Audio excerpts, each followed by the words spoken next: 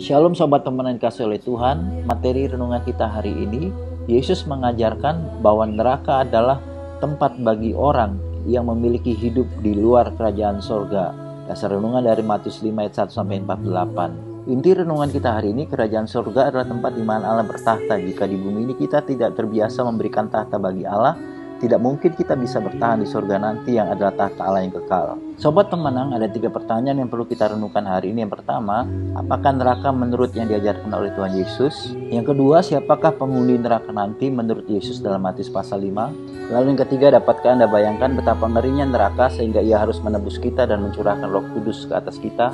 Banyak orang Kristen ikut Tuhan, pelayanannya hitung-hitungan.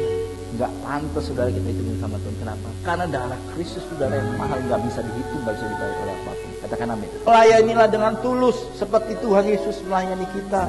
Lakukanlah segala sesuatu dengan mata yang tertuju kepada Kristus, sehingga apapun yang kita lakukan upahnya di surga, bukan di bumi.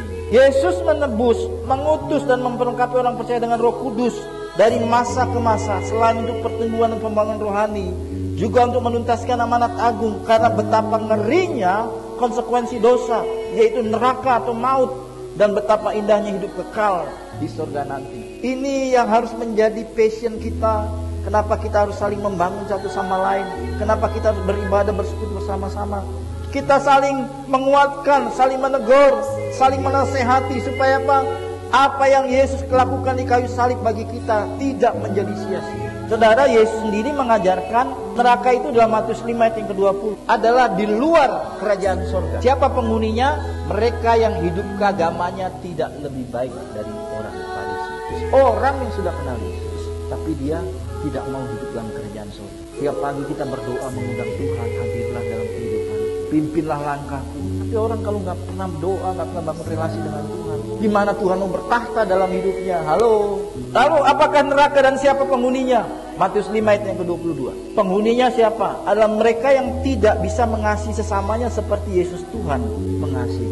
Sobat pemenang, mengikuti teladan dan ajaran Tuhan Yesus Kristus untuk berdoa dengan tidak jemu-jemu. Mari kita responi renungan hari ini dengan berdoa. Bapa, hadirlah dan bertahtalah dalam seluruh hidupku sebagai Raja. Lalu pokok dosa kita hari ini berdoa bagi gereja-gereja di daerah yang minim yang sedang membangun agar Tuhan mencukupkan. Salam pemenang dalam Kristus, Tuhan memberkati.